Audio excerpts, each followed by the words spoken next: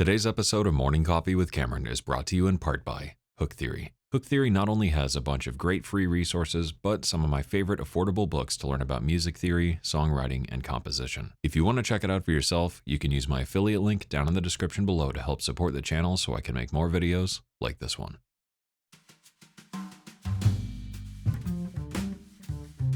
Howdy doody buckaroonies, and welcome back to another episode of the Grumpstash Show. Have you ever been at a party where some asshole starts playing a piano or guitar so loud that the whole room can accidentally overhear them and fawn over their musical abilities? Well, boy oh boy, are you in for a treat, because today I wanted to share with you a really easy cinematic music theory concept that will not only make you sound like a musical savant, but allow you to gloriously bask in the dying glow of their spirit and will to live burning before your eyes. It's good stuff. In this video, we are going to be exploring the concept of parallel keys. It's really easy, and it's something that honestly, probably a lot of you already know, you just may not know it yet. You may have heard this referred to as parallel keys, parallel modulation, enharmonic keys, or enharmonic modulation, or something along those lines, and all of this is just a bunch of really scary music theory sounding stuff that means not a whole lot. All you need to know to understand this is your major scale and your minor scale. For the sake of keeping things simple, we'll stick to the key of C for most of this video. So, I'm sure we all know the C major scale. It's all the white notes from C to C.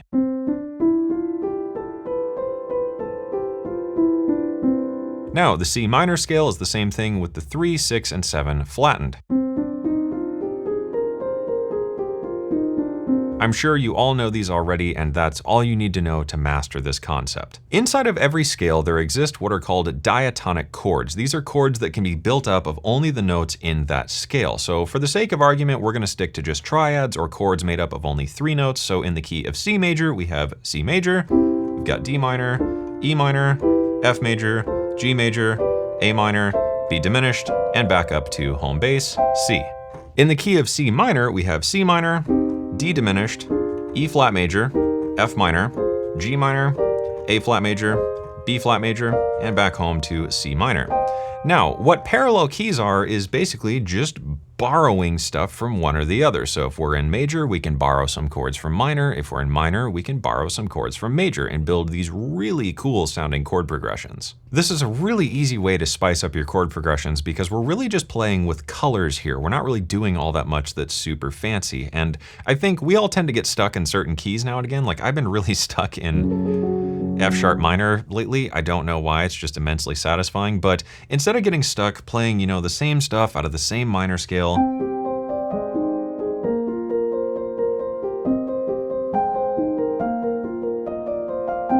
this is a really easy trick to break away from that and make something really cool. Before we move forward here into some examples you can try, I just wanted to share this really quick, which is from Hooktheory, and it's absolutely free to access. You can go to Hooktheory, go to resources, and go to the key cheat sheets.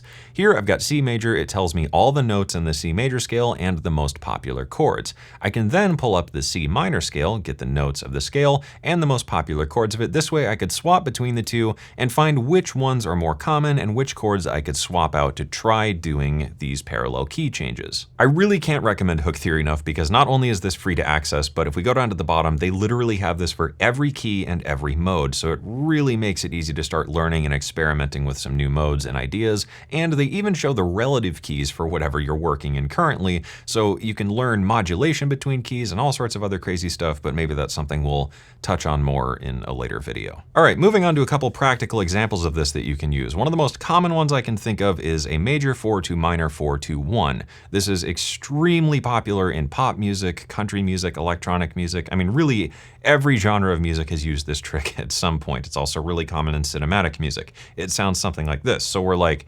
waiting at the drive-thru at McDonald's. I'll take a number 5 with some fries. Can I have some apple pies? You're out of apple pies, oh no, you guys. So out of the key of C major, we've got the C major, the 4 being F major. So we could swap from the F major, F minor, that's from C minor, so this is parallel key, back to home. It's a really heart-melting transition that's used all over the place. Another extremely common example of this is the Picardy third. This is something that's used a lot in synthwave and in a ton of cinematic music. The Picardy third is when we end on a major 1 when we're playing out of a minor key. So let's say we're doing this in C minor again. Maybe we start on like the 6, 7, major 1, minor 3,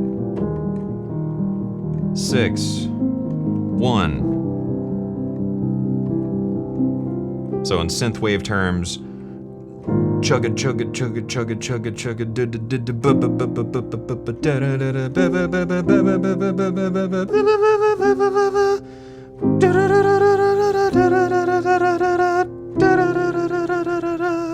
You get the idea. Super common thing, so play everything in minor and surprise everyone with a major 1 every now and again. Last but not least is one of my favorites here. This is the minor 5 to major 1. This is all over Hollywood stuff. Very cinematic, very dramatic, very superhero-y, very Marvel and things like that. It's just this epic transition. It's just one of my favorites to use for this kind of stuff. So in the key of C, we would be going from a G minor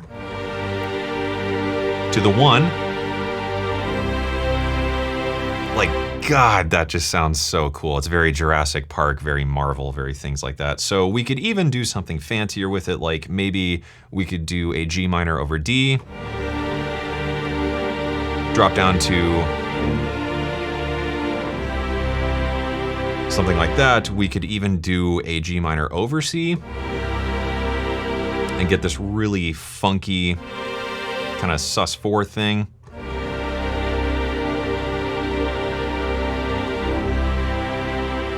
Really epic sound and one of my favorites. Parallel keys work great for adding new chords to your progressions, but don't forget that the same concept applies to melodies as well, so you can borrow a note from your minor scale every once in a while just to spice up your melody lines. So let's say we're just chugalooging along at a C here, you could do something like this.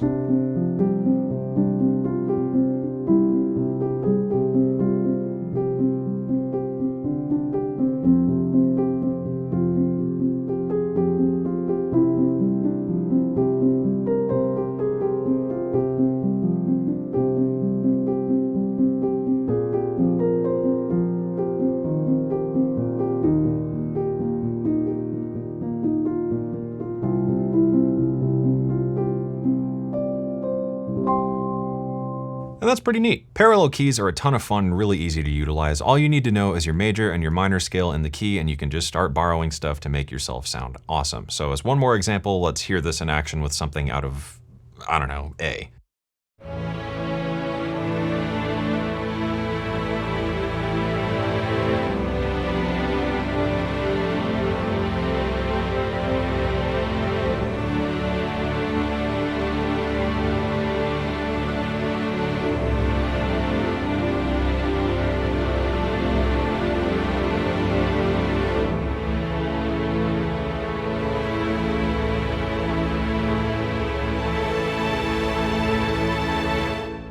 Pretty neat stuff. That wraps everything up with this video. So with that, the tools of Hollywood are in your hands, and I would love to hear what you can make with this trick. If you make something cool with this, feel free to share it with me on social media or the Discord. I always love to hear what you're out there creating and what you're up to. With that, thank you for watching. I hope you enjoyed it. I hope you learned something. And as always, I hope this inspires you to get out there and make something awesome.